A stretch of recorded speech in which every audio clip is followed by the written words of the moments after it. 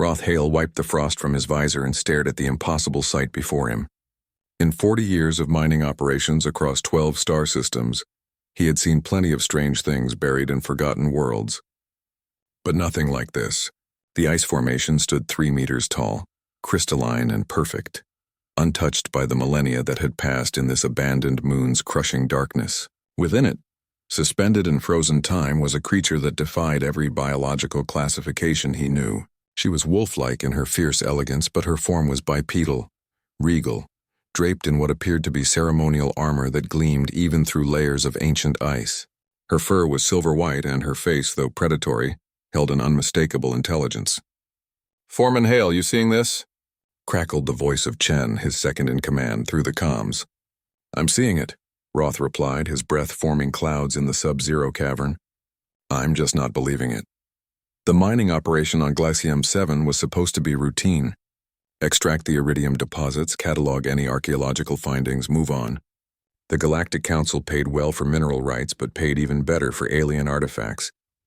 Most species in the known galaxy had learned to respect the graves of the past. Humans, being the newest members of the galactic community, were still proving they could do the same. Roth approached the ice formation slowly, his scanner humming to life. The readings made his heart race. Life signs. Faint, impossibly faint, but there. Cellular activity at near-zero levels. A hibernation so deep it mimicked death itself. "This can't be right," he muttered, running the scan 3 more times. Each time the results remained the same. The other species in the galaxy had mocked humanity's stubborn refusal to accept impossibility. The Xanthari said humans were reckless. The Krell called them foolishly optimistic. But Roth had learned something in his decades among the stars. Humanity's greatest strength was seeing potential where others saw only obstacles. He activated his comm to the main ship. "This is Hale. I need Dr. Yuki down here immediately. And bring the medical stasis pod." "Sir, for a mining expedition?" came the confused reply. "Trust me on this one." 3 hours later, the cavern had transformed into an impromptu medical facility. Dr. Yuki, the expedition's xenobiologist, stood beside Roth, her dark eyes wide with wonder and disbelief. "The ice has preserved her perfectly," Yuki whispered, her scanner painting holographic data across the air. "But Roth, she's been here for over 3,000 years. The carbon dating is conclusive. Nothing survives that long, not even in perfect preservation." "Humans said nothing could survive in space without a ship," Roth replied. "Then we met the void swimmers. We said faster-than-light travel was impossible. Then we learned to fold space. Maybe we're about to learn something new about life itself." The Galactic Council's protocols were clear.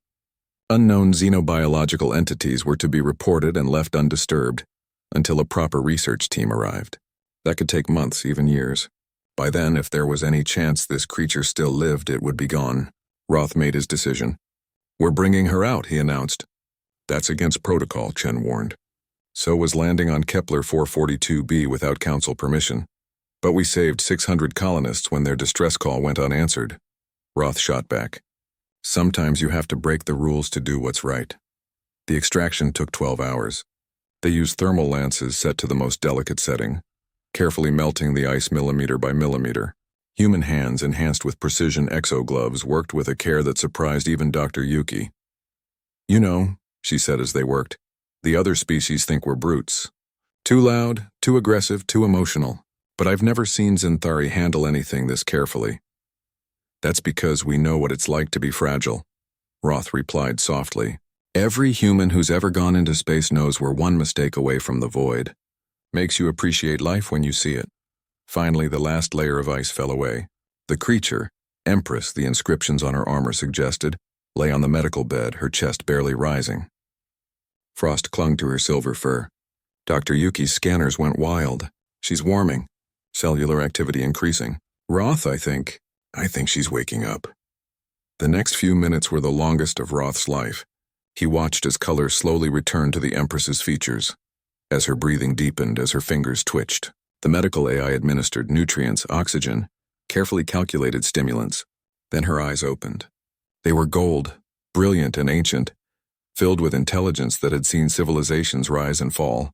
They fixed on Roth with an intensity that made him instinctively step back. Her lips moved, forming words in a language dead for thousands of years. The translation AI took a moment, then rendered her words. Who dares wake? Empress Viola? Roth stepped forward, removing his helmet in a gesture of respect. It was dangerous. The air was barely breathable, but humans understood the importance of showing your face, your vulnerability. My name is Roth Hale, he said clearly. You've been frozen for 3,000 years. Your empire is gone. Your people are gone, but you're not. He extended his hand, a human gesture she couldn't possibly understand. And I couldn't leave you in that ice, not while you still had life in you. Velra stared at the offered hand, then at Roth's face. Something shifted in her golden eyes, recognition of something universal. Slowly, weakly, she raised her own clawed hand and grasped his. Impossible, Chen breathed. That's what they said about us reaching the stars, Roth replied, helping the ancient Empress sit up. Humans don't believe in impossible. We believe in second chances. Empress Velra's grip tightened slightly, and for the first time in 3 millennia she smiled. It was a predator's smile, but there was something else in it too.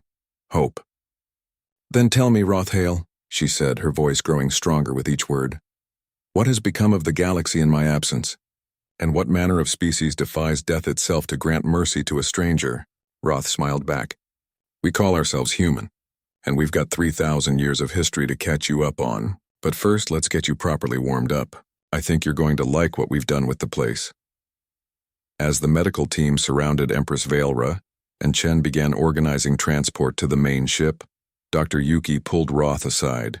You know the council is going to have questions about this. Let them ask, Roth replied, watching as the ancient Empress gazed around with wonder at technology that would seem like magic to her. They can say what they want about humans being reckless or emotional. But when they see what we did here, when they see that we couldn't walk away from a life that needed saving, maybe they'll understand what really makes us strong. And what's that?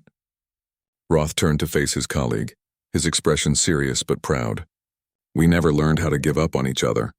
And that makes all the difference.